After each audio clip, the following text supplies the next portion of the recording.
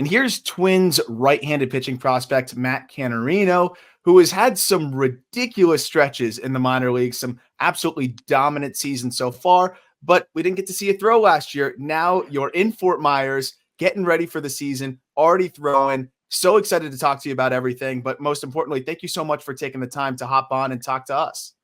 Yeah, thank you, Arm, for having me. I'm super excited to be here, be able to give a little bit of a spiel about what I'm looking forward to most this season. So yeah, shoot away whatever you got.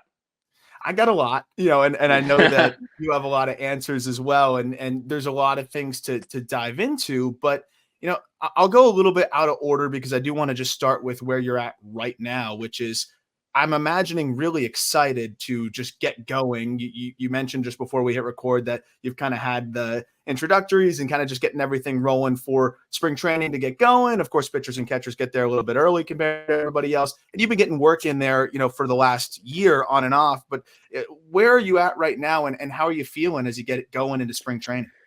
Yeah, I feel really good and I feel really excited is the best way to put it. So like a lot of my friends that I'm running into around the complex and everything are asking me like, are you excited? Are you really geared up? And like, what are you most looking forward to and everything? And my answer to them is that like, so technically I've been pretty close to cleared now for a while. I got surgery in August of 22. So the 12-month mark for me was August of last year, actually. So I did get to face batters in like live bullpen sessions last October. But like facing hitters at that point in time in live bullpen sessions didn't really feel like as exciting as I would have hoped to because I wasn't really building up for anything. Yeah. The goal was always to be ready for spring training 2024, whereas like me throwing live bullpen sessions last October, I was just building up to be able to say, okay, you're good to go for next year. So it wasn't as exciting in that terms, but now that I'm really like getting into the nitty gritty, throwing live bullpens to be able to start pitching in games like within the next couple of weeks or so, like it feels real and it feels so cool to be around all my friends and stuff again who I've played with kind of up through the minor leagues, and it's just an unreal feeling, and I just feel really blessed to be back here at this point.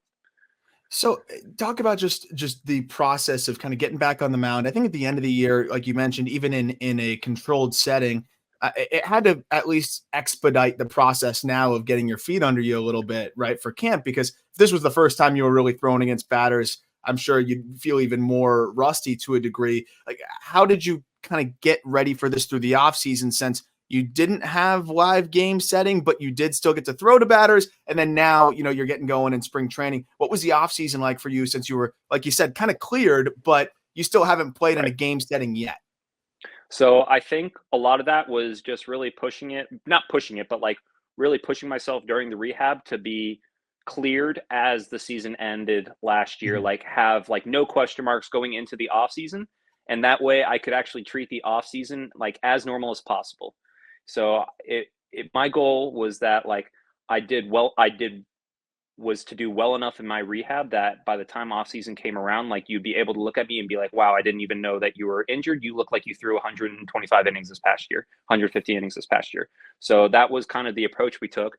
And I think I hit that goal. So it was in October I was facing batters. I was throwing well. My velocity had returned and everything. My stuff was where it had left off, like pre-surgery, and the twins and I were able to confidently say, yep, you can go into this off season. You can go enjoy your time with your family since you've been working hard here in Florida, and you can go do the things that you think you need to do to be ready for spring training. And so that was really fortunate. I took a long build-up process to get ready. I started throwing like middle of November or so. Started throwing bullpens like middle of December or so, like very light volume, and then right last week was my first live bullpen of the year where I started facing hitters again, and I probably have a few more of those before I'll be able to start pitching in spring training games wherever that is. So I'm excited for that. And how'd that live bullpen feel? It felt really good. It was really cool. I had a lot of support from my teammates that kind of knew what I went through this past year that were really excited for me. So like a lot of them out there watching and everything, a lot of people like asking me if they weren't able to get out there because they were doing their own work, asking me how it went, asking me how it felt. asking me what the emotions were and everything. And like, it never got old, like being able to answer those questions, because it really was a good feeling, and it felt like a nice reward. Obviously the job's not finished or anything like that. I still got 162 games ahead of me, and a full spring training for that matter as well. But it was like one of those things, you got to stop and smell the roses at some point. So to be able to Absolutely. kind of come into spring training at this stage and feel the way I did was super encouraging. I want to do like a full lap here. So we'll go kind of back to the beginning and then it'll bring us right back to spring training because your journey is really unique as well. Just being a guy that played right away as a freshman at Rice and was a key part in your team's rotation right away. You pitched to a 4 ERA as a freshman, strike out 111 in 96 innings in Conference USA. But then it was that sophomore year where I think it really started to come together to the point where it's like, okay, this is a potential day one guy here, right? Like this is a guy that can really throw. And then of course you go on the Cape, you put up great numbers there. And then that junior season, you were lights out, pitching to a 2.81 ERA. You punched out 121 in 99 and thirds innings. I know that you were a heck of a player in high school as well, and I'm sure that you always had these aspirations. But was there a point in time, was it in college, or maybe you always kind of felt it in high school, where things started to really click and you're like, oh man, I can really do this thing for a living for a long time? Yeah, well, first off, I gotta just say thank you to like Rice University, the college I went to, for like giving me the opportunity to be able to pitch in front of them. I got to thank my head coaches, Wayne Graham and Larry Braga, that were able to uh, kind of like I said, give me those opportunities to be able to kind of go out there and pitch. But it was, I would say, the thing that I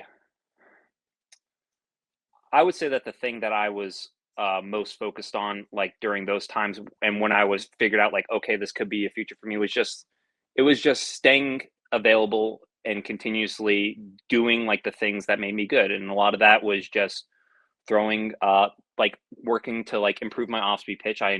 I developed a curveball in college that ended up being a really good strikeout pitch for me. I developed a harder slider in college that also ended up being a really good pitch for me that I could throw for strikes as well. And I really narrowed in some like fine development things that just let me be able to compete at that level. And then once I found out that I was able to like keep my team in the game regularly, then it was just like keep on doing it, see what happens. And at the end of the day, baseball's a game, so it's like you don't want to put like too much pressure on yourself, but you do want to just, but you obviously want to do great because that's the competitive side coming out of me. So I would say like that was just the main thing that kind of kept me on track there. And like when I figured out like, okay, this could be like a future in that for me. Yeah, and what's interesting is your mechanics, right? I'm sure you get asked about it all the time, and they're unique. And unique is usually good, almost always good when it comes to pitching because we always talk about this on the show, especially with fastballs or any pitch in general. Like you want to stray from the norm as much as possible, usually from a data perspective, but also mechanically. If you throw hitters off, you do both. There's some Yeah. really unique aspects of the pitch shapes and pitch data that I think are a big reason why you're able to generate so much whiff, but also the mechanics, the delivery.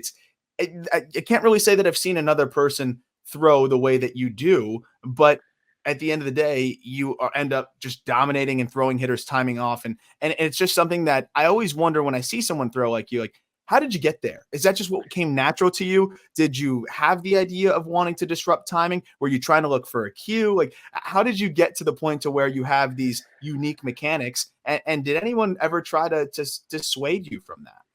Yeah, I would say that I'll start with like where I started throwing like that. I think the thing you're most referring to would be like kind of in the windup. I have like a little hitch at the top where it's like I kind of Mhm. raise my arms and leg and come down at the same time with it and then break. And it looks a little awkward. It looks like you said it's a little tough to time if you're a hitter. And for like actually picking that up, it's kind of funny like that. I actually got that one.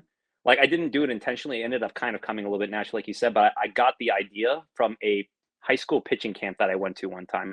I was working with a coach who ended up who was watching me throw a bullpen and goes like, "Hey, you look like your top half and your lower half are not in sync. Like whenever you throw, there's like a little drill that sometimes I give people. Like he said, it was a drill. It's not like he didn't go and say change your whole delivery to be able to do this, but there's a little drill. It's where you raise your arms and you raise your leg at the same time, and then you lower them at the same time and break. So it's like you raise and break at the same time to be able to like kind of establish a rhythm. And I kind of just took that idea and ran with it. For some reason, I really like the feel of it. So even like whenever I was from the windup, or I would raise my leg, raise my arms at the same time, and then break it at the same time as I came down to be able to try to keep my lower half and my top half in sync. And it didn't hurt my strike throwing ability at the time. And I think like I'm a very like one track mind person. So I do like replicating like mechanics and everything and doing like the same thing over and over again. So I think it actually kind of established a little bit of rhythm for me, and I was able to throw strikes well within that delivery. So it kind of just kept on going from that point on. So yeah, nothing really like it kind of occurred naturally, but it did stem from like a drill that I picked up on one time. I don't know why I just latched onto it, but it worked. But maybe I threw the best I did ever after that, but I don't even remember now at this So point. It just kind of do happened. you remember what year that was exactly that you started doing that more? I believe that was my sophomore year of high school. So it Oh, was wow. like yeah, it was early. So I've been doing it for a while. I mean, yeah, I still got pictures of me in high school where it's like I mean, I call it like a flamingo pose or something just because it's like I'm up high on one leg, my hands are up high, my knees up high like towards my chest, and like that's like one of the things that like probably that like if you see me pitch like, oh, you're like, oh yeah, that's all my friends imitate my motion and everything, and that's the part that they over emphasize is like my hand and my leg being super high up at the top of my delivery. And that's something that I mean, Kershaw's kind of dramatic with that too, right? With the similar cue of having that like hands and leg going up, straight down, and then Yeah, out. So it makes sense. And if it's a drill that most people aren't able to make that happen in games, but there's a reason why it's a drill. yeah, What do you think allows you to be able to do that with success and with repetition? Is it athleticism? Is it like lower half strength balance? I know you're like probably just like smiling. I don't know. I don't want to yeah. gas up my own athleticism, but like, there's got to be stuff. You're a professional athlete. Like, you obviously can do a Yeah, lot of things that like someone like me can't. Like, what is it that allows you to do that though? Because that is I not think a an lot of easy thing to do 60, 70, 80, 100 times a game. yeah. Like I said, I think it's just like one of those things. Like I'm the person, like if you tell me to do a task like 60 to 70, 80 times in a row, the exact same way in a row every time, like for some reason, that's just something that comes like fairly easy for me. I was like an engineer in college, like that was my degree and everything. I'm a very A to B to C kind of person. So if you can give me like a drill or something and you just tell me do this every single time, like that's actually something that meshes pretty well with my brain. So I think I just ended up doing that. I ended up replicating it. And like it even goes like stems further than that too. Like a lot of like my stuff, like in my delivery, it's like I'm throwing to the same spot every single time. Like I'm notorious for telling catchers, hey, set up in this spot every single time to be able to like so I can like create some rhythm, try to do the same thing over and over again and limit like the amount of like obviously I allow for like some like adjustments and everything like that, but it's like I do like some sort of consistency as well, just because I feel like it limits the amount of variables that like can change in like a certain like amount of time, and the goal of the game is to be as successful throwing strikes as much as possible. So that was just something that's like once I was able to develop a rhythm into it, it kind of felt like it actually helped me throw strikes a little bit more. What about the glove side of things too? Because I think another aspect that is disruptive is that it not disruptive to you, disruptive to the hitter is that glove kind of flying at you first, and then the arm comes like behind it. It just seems like there's a lot of things flying at hitters at the same time, but it creates kind of this uphill angle for you where you really drop down low. You have your front lead leg kind of straightened out, and you're pushing from there. But when you're down into that back hip, getting ready to push off the rubber, your glove hand is pretty much pointing you know, Yeah. diagonally in the air. Is that another cue for you, or just something that again almost always came natural to you? That one I would say, oh, probably more so came naturally to me. I think that it's just one of those things that was like where it was comfortable, and that was like me kind of going down and up with the arm was like the most comfortable way for me to get my arm in a good position at foot strike. I don't like I wasn't like a person that needs to be like right here to right there to be Mhm. able to get my arm in a good position at foot strike. Like that was just the comfortable thing for me to be able to get it where it needed to be able to feel good. So that one is definitely a little bit more natural. So I guess I'll just have to thank years of throwing for that happening. And then the fastball, it's ticked up big time. In 2021, I think was where you saw the big uptick from more of the low 90s, more into the mid 90s. What was it that kind of helped you make those gains? Was it something specific in the weight program side of things or a slight mechanical adjustment? How did you really enjoy? It was like a if I'm not mistaken, 2 to 3, maybe even 4 tick gain on the fastball. Yeah, I think that so kind of looking back at it now, the Twins did a great job of giving me a program that like put me in a good position to like like a good weight program and everything to be able to put me in a position to like start throwing harder and throwing harder more often. I think like one of the main things that like actually helped too, or that helped in addition was the fact that I wasn't I was a pretty good student in college and everything, and I was pretty dialed into my academics. I think the fact that when I was able to focus solely on like baseball and not having to worry about like school and grades and stuff on top of that, I think I was just able to devote a lot more focus, time, and energy into baseball. And I think some of like my movement patterns and some of like my intent and some of my energy levels kicked up during that time period just because I was only focusing on baseball at that time. And so I was able to get a few mile per hour increase. And so I, I, I kind of kept with that and was a sizable increase. And I was super fortunate with that. I think the COVID year provided a unique opportunity in terms of like having half a year or a full year, half Yep. a year, I'll say half a year of like straight like development, meaning like throwing bullpens, working on stuff that like you think will help you in game and doing like targeted like velo work or something like that, whereas that you probably don't are not able to focus solely on during a season. So I think that it was like a combination of a lot of things, but I think those were the main contributing factors. So you mentioned what you were studying. If you weren't playing baseball professionally, what would have been the dream profession? Being an academic guy and studying what you studied.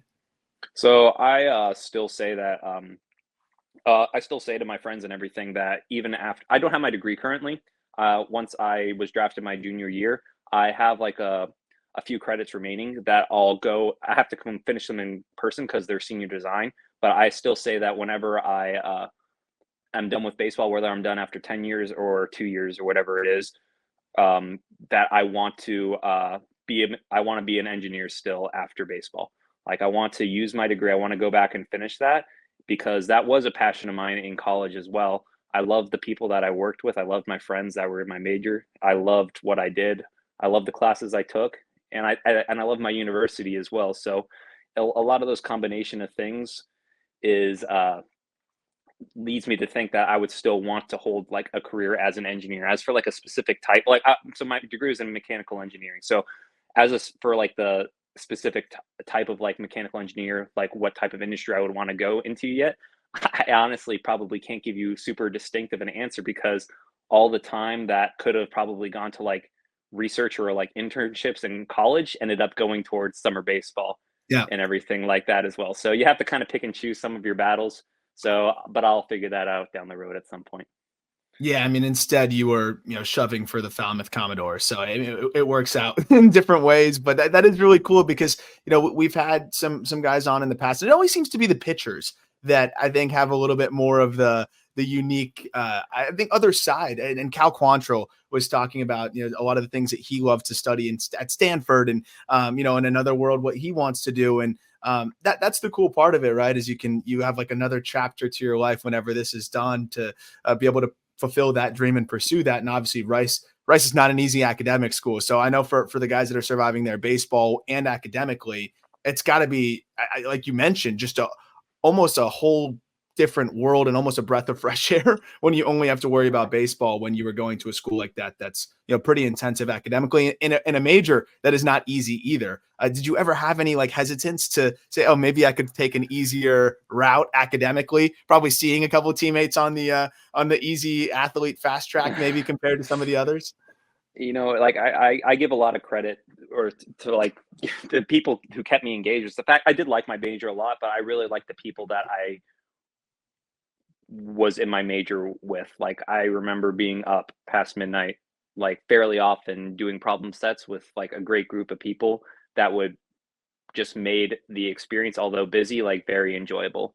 And just like baseball is a passion of mine, so is math and science, so is engineering. And Obviously, I decided to explore my passion for baseball right now, which is like I have no regrets, and it's fantastic, and I'm beyond enjoying every moment of it. But it's like math and science and engineering is another passion of mine that I just once I was in it, yes, it was busy, but it never really felt like a burden. But it did take time and energy. Don't get me wrong, that is, but it never felt like a burden, like it was, Mhm. or it was like something I didn't want to do. And I just was trying to remember. It was the same thing with Cal Quantrill, engineer as well. So it's Mm. funny, the two pitcher engineers, and I'm sure there's probably a couple others out there. Like it just seems Oh to be yeah, for something sure. that there's some minor overlap on. But talking about engineering pitches here now too, which is the interesting side of it because the changeup has just become a weapon for you, but the slider has just always been a problem. And then the fastball, from a data perspective, you average like 21 inches of vert. Was that something that I'll start with the fastball, I guess, and then we'll kind of go pitch by pitch here. But the fastball, I think some people probably just don't even realize that they're able to naturally generate that induced vertical break and have that ride to the fastball. But now we're in a world where if you do that, they'll help you hone in on that. If you don't, they'll try to figure out ways to maximize that. Is that something that's always been there for you? Have you always had that ride on the fastball, or was that something that kind of looking at some of the more advanced data, some being able to work with TrackMan and Rapsodo, you were able to optimize a bit more as time went on? So that was the movement on the fastball is something that I came uh, naturally to me. I didn't have like TrackMan data or anything to support like to show me that like this was actually how my stuff compared to like other fastballs. Mhm. Like at the time, I didn't get that information until I was with the Twins, but I had eyes. I had good coaches that were able to help game plan for me, and we were able to figure out like, hey, whenever I tried to just throw it up in the zone or get in on people's hands a little bit more and just like not really try to drive everything through the bottom of the zone, my fastball played well, and I got a lot of swing and miss on it. So that was something that kind of just like I never really had to worry about was like the actual movement. And then once I was able to get like concrete data showing like, hey, this is how much better your fastball actually is compared to people, then it was just something I was able to lean into a bit more. And then also gave me a bit more ideas on what I need to do, like in terms of off speed usage, because a lot of that stuff plays off the fastball as well. So, and that was kind of like how like I decided like what I eventually like wanted my slider, my changeup to look like too after that. How much fun is the pitch design side of things now with the information that you have available? Being a numbers guy, being a smart guy, just that probably you don't want to overdo it. You don't want to get too deep into it, but also it's got to be really cool to have that feedback. Say have the feels and then see what happens. Off of those feels and off of those releases. Like, is that something that you really enjoy diving into, or do you try not to get too deep into the nitty gritty with the numbers? So I have a pretty good idea of like the pitch shapes and stuff that I'm able to create. So there are some things that I don't like worry about like creating as much as other people just because I'm trying to stay focused on like what I need to do to become a good pitcher for myself like right now. Don't get me wrong, like obviously I love like asking my friends and stuff like what their cues are, like what their profile is, and I try to like digest like okay, this is like how they're queuing up and this is like what they're game planning for in terms of like what they want their pitch profiles to look like. Yeah. But I think that for me like overall it's super fun to look into that stuff because it's you realize like how much there is actually to play with and like how much like opportunity there is to like it's like one of those things you're just trying to be figure out like what makes you you and what makes you different from everyone else. So like Mhm. giving having numbers to be able to go through that and being able to play with those numbers to try to game plan for like a pitch design that you have in mind is like a really fun experience for me. And it's like it's one of those things where it's like you can try to do something or tinker with it every offseason. And I would say like more or less, I haven't added a new pitch every offseason, but I've tinkered with something like with regards to like pitch shape and pitch design every offseason. It's something that has stood out to me as well is kind of the minimal horizontal movement on the fastball, which again helps that ride just play up on another level. just having only 2 to 3 inches of horizontal, is that something that you again naturally do, or was that something that you tried to kill more of, just to have that vert play up more? That was just something that came naturally as well, fortunately for me. And I definitely agree that it does help it play up more. So I feel very fortunate to be able to have that. Um, I I think the main thing that I've taken into account with that is just once again, it's like pitch profile off the fastball. Like, what do I want my slider to look like? Is like what do I want my slider to look like? How do I want it to tunnel off that fastball? And so like, although I didn't like uh, intentionally like intend for my fastball to have 2 to 3 inches only of horizontal movement, it did provide opportunity to design like pitches elsewhere that would play really well off of it. So going off of that slider now, or going off the fastball to the slider now, that's a Yep. pitch that, I mean, when you've been able. I was looking at some clips earlier today, just watching some starts before we hopped on, and there was several at bats where you would throw the slider 3 times in a row, and you'd get the same 3 swings, or you'd get a take and then the same 2 bad swings, and like that's when you know a pitch just seems to be not only good in a vacuum, but just also really difficult for hitters to pick up because you can just throw a triple up on it and get three extremely uncomfortable swings. What has the evolution of the slider been like? Because it has always been good for you. But you mentioned just kind of tinkering and doing some things here and there. I've noticed that a little bit less vertical movement, the horizontal, maybe a little bit more over the last year you threw from 21 to 22. What are some of the things that you tried to do to optimize that slider off of your hoppy fastball? So I think the main thing is the name of the game for pitchers is to force like uncomfortable swing decisions for a hitter. And so something that I really truly believe is that I needed a pitch that I could throw in zone a lot, like in the strike Mhm. zone a lot, like whether or not they swung or not, just to be able to like throw a lot of strikes off of like at a comparable rate to like my fastball. And so what kind of pitch did that look like for me? To me, it looked like a more of a harder gyro slider cutter-ish thing Mhm. that was like I said, I could throw in the zone for a while and also would be hard enough that if they are that it's not like something pitch that like a hitter is able to easily recognize like early and like make a swing decision based off of that. They're making a swing decision because they're going fastball and then adjusting to that. So that was like the main thing. So I've actually like really honed in. Something I've actually really worked on was you mentioned that my slider maybe got a little bit more depthy in 2022 as well. I wanted to try to get back my slider to like more of like the velo and movement pattern of 2021. So what does that look like? It looks like maybe a little less depth, but like maybe a couple miles per hour harder, just Mhm. because I think it's like super important for me in terms of like a strike throwing pitch to be able to like maybe take a little bit of movement away just to throw a few more strikes and force some more swings, and then also get the velo a little bit up to like that 87, 88, 89 range to be able to force a swing decision off the fastball rather than like having a rather than a hitter like being able to make a swing decision off the velo difference itself or like the shape difference itself. Like that's important to me as well.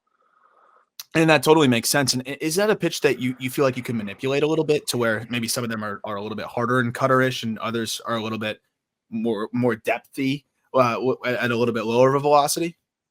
Right. So I think that to righties, I have like a little bit more leeway with that, like in terms of like maybe getting a little bit more depth on it to be able just because you get a little bit you're at the advantage with the pitch just naturally moving away from the bat path. Mhm. And so like it's a tougher pitch just in general for righties to hit. But I would say definitely for lefties, like a cue that I have is just throwing it as hard as I can. Like I want it to be hard. I want it to go in to the barrel and I want it to look like a fastball for as long as possible because I'm not necessarily always trying to get a swing and miss on that pitch to a lefty. I'm trying to throw it in the zone and I'm trying to force a swing decision off the fastball. So it's like my hope is that if I throw a good one of those pitches, like at best, it's a strike in the strike zone because I'm throwing it where I need to be. And at worst, it's a foul ball because they're swinging for a fastball, but the movement profile and the velo differential is just different enough that it doesn't hurt me in that regard. That it's not that I'm able to avoid like hard contact um, because I did the work in like the pitch design process, like I figured out like what my approaches I want to be for that, and then I can go to my better strikeout pitch, like my changeup or something, whenever I'm in a plus count, like a 1-2-0-2 count And potentially. that's exactly what you did, especially against lefties. I mean, that changeup is a pitch that you had a ton of confidence in, both in 21 and 22. But the dominance of that pitch, both in the zone and getting chase outside of the zone, is really impressive. But it almost plays like a screwball sometimes, with the way that it has almost this arm side just dive to it, and some of the swings that you're able to get. When did you really find that changeup the way that you have, and what would you describe it as? Because it is such a unique shape, and it looks sometimes like it's moving even slower than it is, because of, I think, the amount of kind of fade that it has. But you're still throwing that pitch in, what is the low 80s for the most part, which is still a ton of separation from your fastball. But Hmm. sometimes it looks like a legitimate, like, mid 70s screwball. Yeah, it's I put a lot of I was first tasked with that pitch design process after my first professional season in 2020 in 2019. So that was the year I got drafted. I pitched like 30 innings in pro ball, and Pete Mackey, who is now the pitching coach for the Twins, was my pitching coordinator at the time. Said, "Hey, main goal that we have for you is you need to get depth on your changeup, see what you can do, and come back at spring training working with that. Like try a few grips, see what you got." And and that was pretty much all the guidance. I was given a lot of freedom within the pitch design process to try to find a grip, try to find a movement profile, and to try to find just a changeup that worked for me. So, and it was kind of like halfway through that off season where I was like, man, whenever I try to throw a changeup right now, my middle finger just gets right behind it, and I'm spinning it just like my fastball. I'm not getting that much. Because I'm back spinning it so well, I'm not getting much movement differential for my fastball. It was a very okay pitch, like in terms like it had some velo separation, which off my fastball, which was good, but not much movement separation. I was like, what is the best way for me to be able to like maybe get my middle finger less involved, because that was the main thing that was back spinning it. Huh. How can I get my middle finger less involved? And my solution was to get my middle finger off the middle of the ball. I split my grip between my middle and my ring finger, and the way I describe it is my my I weight my hand on the ball towards like the inside of the ball. So I wish I had a ball with me right now, but it's like I'm almost like trying to drive down and into like the front side of the baseball like this. Like so like at release I'm literally like getting like down and inside of the baseball. Now I have some movement capabilities that actually allow me to do it. Like there's a lot of pitchers where you tell them like, hey, try to over pronate this pitch, like literally get your hand out in front, and they're not able to do it.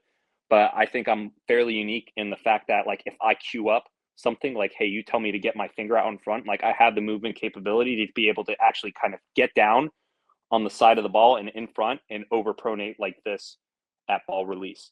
And so what that did is it kicked the axis and created a lot more depth on the changeup, just because like I'm able to like finally get my middle finger off the side and get it to come off these. And then it also imparted a lot of gyro spin because I'm actually able to get down and in front of the ball like this. So think just like how a lefty slider would come down the side of the ball like that. Like I'm doing that, but with my index finger a little bit. So like the efficiency of that pitch, so like the amount of bullet spin I'm putting onto that pitch is actually fairly significant. I'm throwing at like, if you know those numbers, probably at like 50% efficiency. So Yeah. it is kind of like a lefty slider in the terms that there is a lot of gyro spin in it. Obviously, like the velo is not like what you'd expect from like a lefty slider, but in terms of like actual like the type of spin and the type of gyro spin that I'm putting onto it, that's kind of the feedback that I get from that.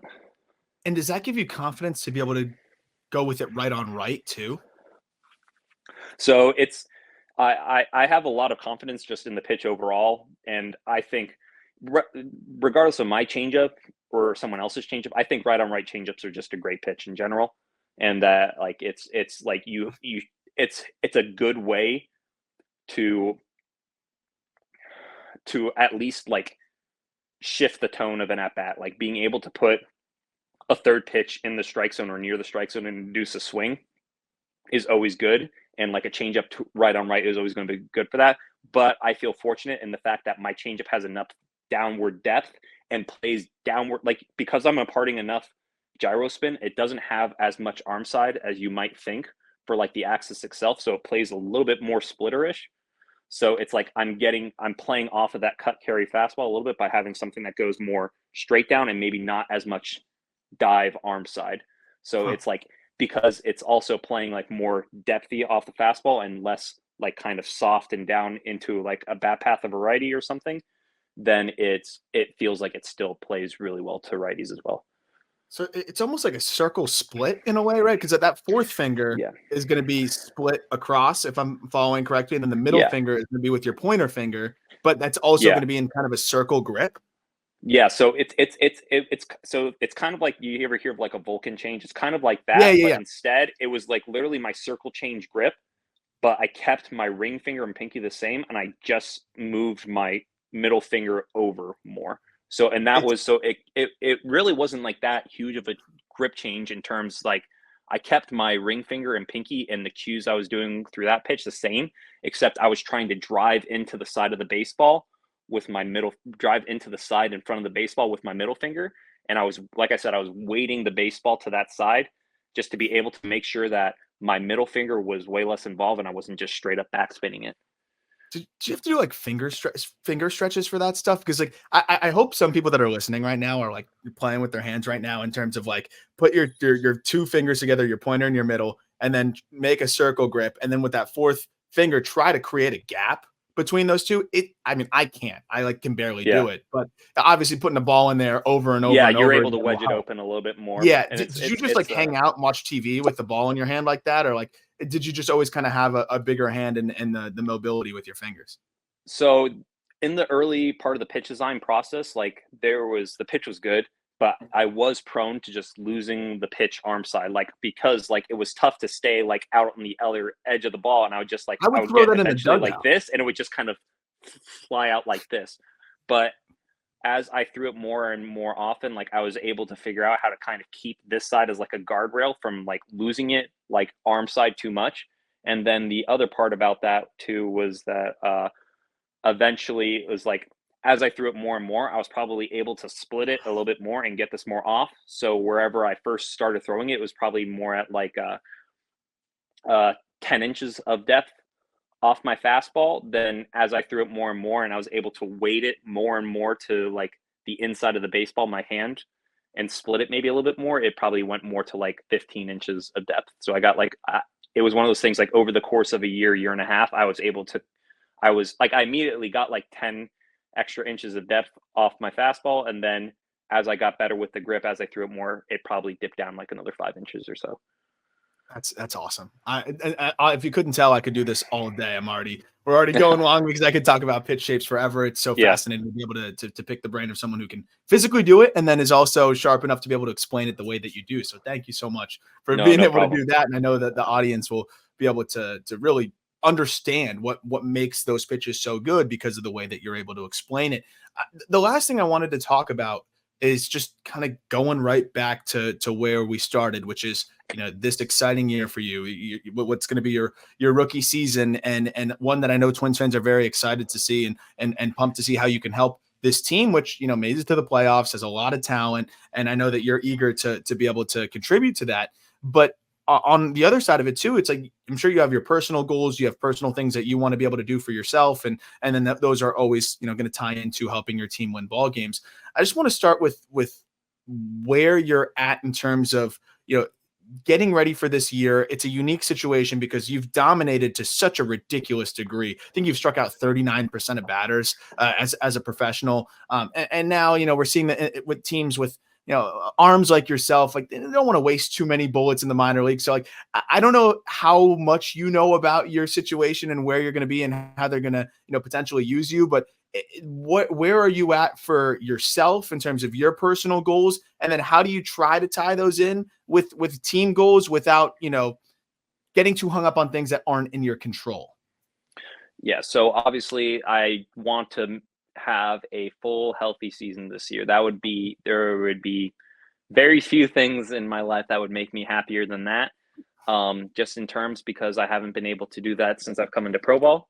And a lot of it I do believe is just because I had a lingering injury that eventually like culminated in a surgery. So I never really had like a completely like true shot of being able to do that. But I think that I've worked hard enough to be able to put myself in a position to do that this year. So I'm really excited to see how that goes. And then what was the other part of that question? I'm Just sorry. It was the on the team side, just knowing that this is a competitive team at the big league level. yeah. Obviously, you haven't thrown in a while, but if you're throwing the way that you've been throwing, you'll be ready to help. But it's one of those weird situations where it's like you're gonna have to figure things out in terms of getting ready, being available, and then kind of waiting on your name to be called. I know health is a big part of it, but also you're on the 40, you've got the Yeah. stuff, your track record speaks for itself. How do you kind of manage what's in your control and out of your control and still try to stay on task? Yeah, so I think the way I focus on like what's in my control the most is just that like ultimately like the things I choose to work on and develop, like that's within my control. So as long as my development goals aligns kind of like with the organizations a little bit and like what they see for me, and as long as I'm holding myself accountable to holding up my end of the bargain and like achieving those goals, then it's gonna just fall down to opportunity at that point. And that's not something I'll worry too much about because I know if the Twins have their best interest in mind, my best if the Twins have my best interest, like are looking out for my best interest, and I'm certainly looking out for my best interests as well, then like those things will eventually align. So as long as I keep on staying true with like making sure I'm attacking hitters, staying in the strike zone, competing, and trying to like get ahead of hitters and get a lot of swings and misses, then all that stuff will eventually work out. And it's like hopefully I can get back to like how I was throwing in games in 2021, 2022. Like keep on striking out hitters, keep on limiting hard contact, and then at that point as you get it's just as you get more and more hitters out at like upper levels, then it's like you really don't have much left to prove, and then hopefully you can just do it with the big league team after that point. So I'm excited. You mentioned, and something I think that's really important to clarify for people that may not understand your injury history here, that it would look, if you look at like the baseball reference page, it's like, oh, he had an injury this year and then he had an injury this year and then he was out the year after that. But as you mentioned, it was the same recurring injury that you were trying to rehab and avoid surgery with, right? And then ultimately you end up getting the surgery. So it was the same issue that now you have 100% operated on, taken care of, and now you're healthy. That's the correct assessment of it, right? It was just the same thing kind of coming back. You were trying to avoid surgery and then end up having to get it, but that delayed the timeline a little bit. We just saw something similar with Andrew Painter, of the Hmm. Philly system, and several different arms that have tried to delay it. Sometimes you can, sometimes you can't. But then if it comes back up, and people might misunderstand that as multiple injuries. Yeah, I think it's so in my head, it's like I view it as one injury. It was so there was a point in time where I was able to get like my arm in good enough shape to be able to throw in games again, but there was always something still lingering. And it was one of those things that you just hope eventually it went away. But instead of it going away, it just got gradually worse and worse. And like even though my MRIs were coming up relatively clean, it just wasn't working out. And so like I hope that the surgery is like the end to this whole saga. Obviously, I have a whole season to try to prove that and be able to say like I put that behind me. But I'm very hopeful at this point. It's and I'm just and it's one of those things where it's yeah, it was tough to be able to maybe not get surgery in the very at the inception of the injury in the first place, but I mean, this past year was a great year of development, great year of being able to learn about like what I needed to do to like try to put myself in a better position to help the Twins. So we'll see how it pays off. I'm super excited about it.